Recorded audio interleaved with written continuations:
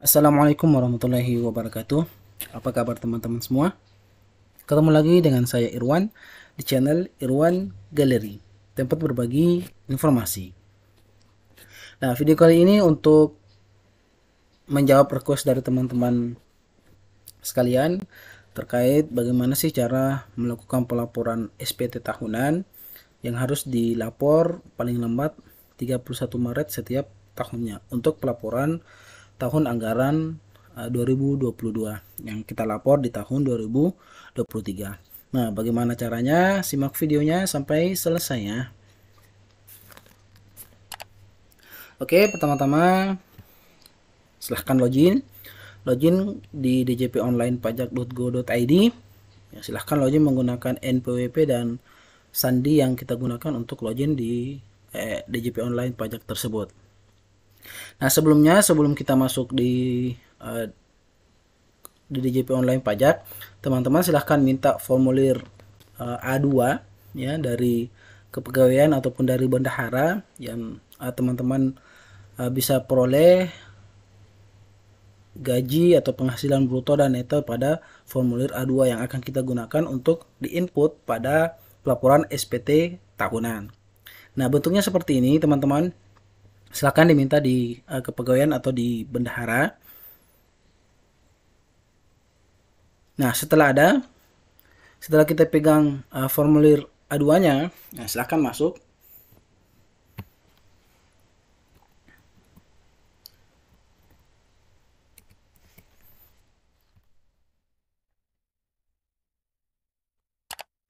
Oke. Jika dashboardnya tidak langsung masuk di sini, ya silahkan teman-teman pilih e-filing ya di dashboard utamanya. Ya, untuk e-filing untuk pengajuan SPT tahunan, ya kita menggunakan e-filing. Nah, di sini kita akan buat SPT tahunan untuk tahun 2022 yang dilaporkan itu paling lambat 31 Maret 2023. Nah, pertama-tama kita langsung masuk di buat SPT.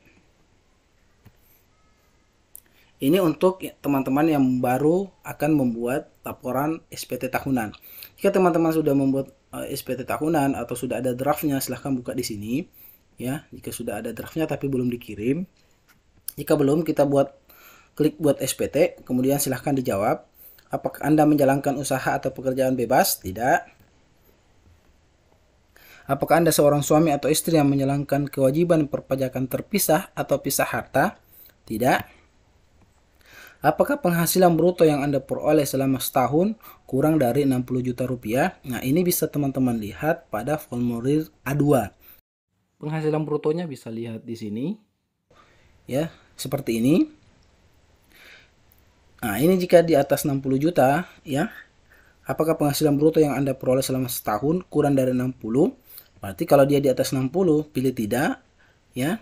Jika dia di bawah 60, pilih ya. Karena ini akan membedakan formulir yang akan kita isi untuk SPT tahunan. Jika kita pilih ya, maka formulirnya adalah 1770 SS. Ya, jika kita pilih tidak, maka formulirnya adalah 1770 S. Ya, itu bedanya ya. Jadi saya akan pilih. Nah, kebetulan punya saya di atas 60 setiap tahun. Nah, maka saya pilih tidak. Kemudian muncul ini ya. Kita pilih dalam bentuk formulir. Klik. Nah, di sini kita akan langsung buat. Silahkan pilih tahun pajaknya 2022. Kemudian pilih normal jika ini pembuatan pertama. Pilih pembetulan jika teman-teman sudah mengirim laporan SPT-nya tapi ada yang keliru atau ada yang salah. Ya, silahkan pilih pembetulan. Kemudian klik pembetulan keberapa, pertama, kedua, atau ketiga. Nah, dalam hal ini kita masih baru, jadi kita pilih normal. Kemudian klik selanjutnya.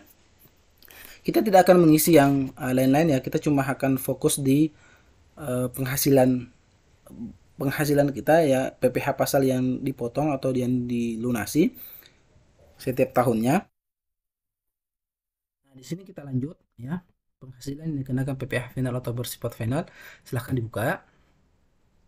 Jika ada silahkan dimasukkan ya, bunga, tabungan, deposit dan sebagainya. Jika teman-teman merasa tidak perlu, ya kita langsung lanjut ke daftar harta saja, ya.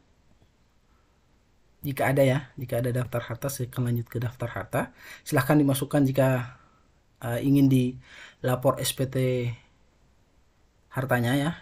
Jika teman-teman punya harta tahun lalu, silahkan diklik harta pada SPT tahun lalu. Maka ini akan masuk semua, ya.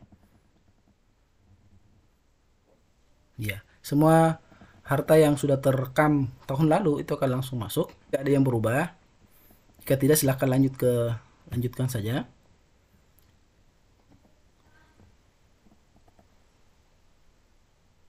Kemudian lanjut ke daftar tanggungan. Nah, ini daftar tanggungan ya. Silahkan tanggungan kita masukkan untuk tanggungan yang SPT tahun lalu ya, yang terdaftar pada SPT tahun lalu. Nah, ini jika ada tambahan silahkan ditambah, jika ada yang berubah silahkan diubah, diganti. Oke? Oh, sorry. Kita lanjut. Oh, ini. Nah, ini daftar harta, silahkan. Daftar hartanya kita masukkan ya untuk harta tahun lalu. Oke. Sudah.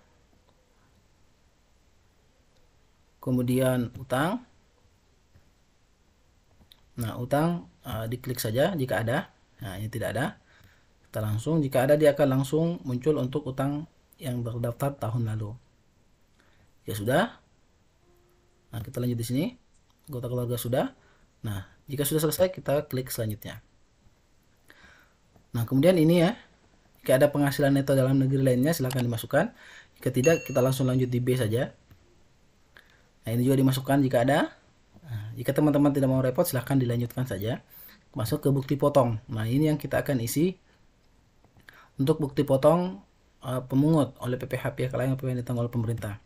Nah, kita masukkan di sini. Nah, ini jenis pajaknya. Masukkan PPh pasal 21, kemudian masukkan NPWP pemotongnya.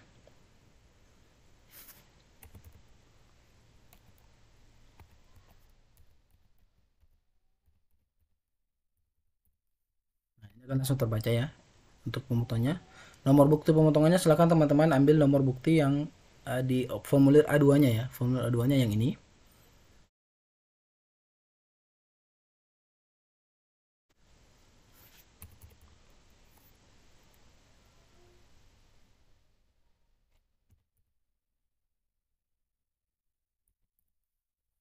Kemudian tanggalnya masukkan Desember 31 Desember ya. Masukkan 31 Desember. Kemudian jumlah PPh yang dipotong. Silahkan teman-teman ambil yang ini dari formulir A2 ya.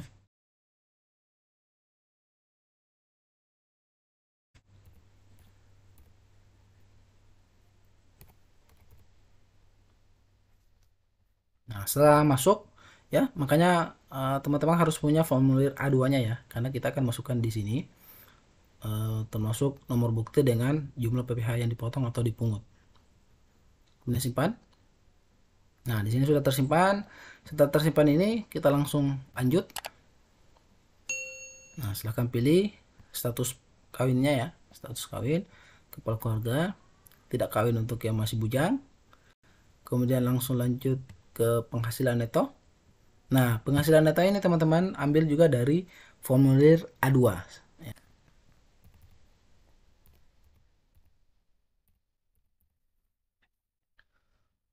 Oke, jika sudah. Nah, ini otomatis ke bawah. Kemudian kita lanjut di penghasilan kena pajak. Nah, silahkan masukkan kawin berapa anak. Nah, ini otomatis ya, otomatis dia akan terhitung. Ya, otomatis terhitung ya. Kawin, kemudian dengan 3 anak. Maka penghasilan kena pajaknya adalah 16.306.000. Kemudian PPh terutang jika ada, silahkan dilihat. Ini otomatis juga langsung masuk ya. Ini PPh terutang yang langsung dibayarkan. Kemudian kredit pajak jika ada. Nah, ini PPh-nya juga otomatis. Kita cuma isi yang di bagian atas tadi ya. Di penghasilan neto, kemudian penghasilan kena pajak, maka otomatis ke bawah ini akan masuk semua ya, PPh yang dipotong atau dipungut. Kemudian PPh kurang atau lebih tidak ada ya. Di formulir A2-nya itu nihil. Kemudian angsuran jika ada, silahkan. Kemudian Setelah semua kita anggap selesai, ya sudah kita isi, sudah selesai dan tidak ada yang terlewat. Nah, dengan menyadari sepenuhnya akan segala akibatnya, termasuk sanksi, sesuai dengan ketentuan peraturan perundang-undang yang berlaku, saya menyatakan bahwa apa yang telah saya beritahukan di atas adalah benar, lengkap, dan jelas. Intinya untuk SPT tahunan kita yang berasal dari formulir A2 itu sudah terdaftar, sudah terlapor, termasuk penghasilan neto dan PPh pasal 21 yang telah dipotong atau dipungut. Nah, pilih setuju, ya diklik setuju, kemudian lanjut. Dan di sini akan ada tampilan terakhir ya sebelum kita kirim. Ya, jenis formulir, tahun pajak, kemudian pembetulan, status SPT-nya nihil, catatan lengkap. Nah, di sini teman-teman silahkan ambil kode verifikasi ya. Kode verifikasi dia akan kirim di salah satu ini, di nomor telepon atau di email ya. Kita suruh kirim di email saja. Oke. Oke. Nah, kita buka di email.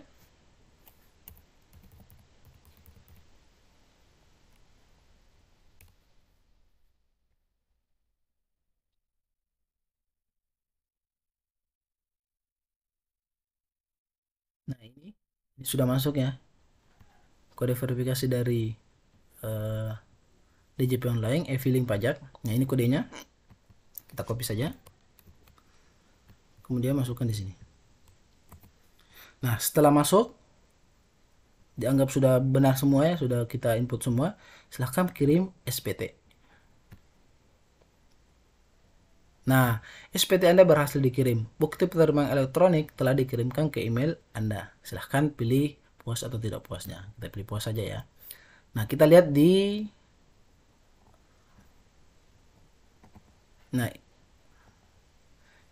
email. Ini akan masuk emailnya ya. Nah, ini bukti penerimaan elektronik ya. Penyampaian SPT elektronik.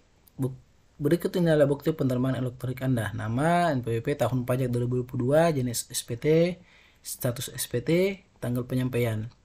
Nah, ini berarti untuk laporan SPT tahunan kita untuk tahun 2022 itu sudah berhasil terlapor ke DJP online atau melalui e-filing.